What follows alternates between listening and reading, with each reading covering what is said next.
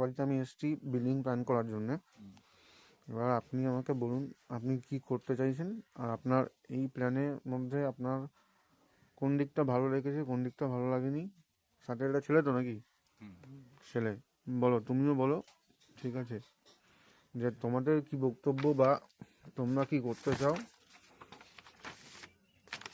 আপনার জমি এই যে আছে, ঠিক আছে,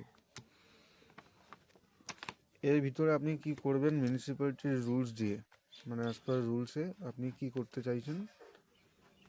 আপনার সামনে minimum 3 foot, 3 foot, 2 foot, 2 foot, পিছনে 4 ফুটই ধরলাম।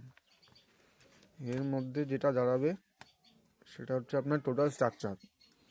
ব্যাপারটা বুঝতে পেরেছেন? এইবার হচ্ছে যে আপনার বেডরুম সামনে হবে না পেছনে হবে, সেটা আমাকে একবার ডিটেইললি বলো। বেডরুম পেছনে করবে। হুম, না পেন নাও।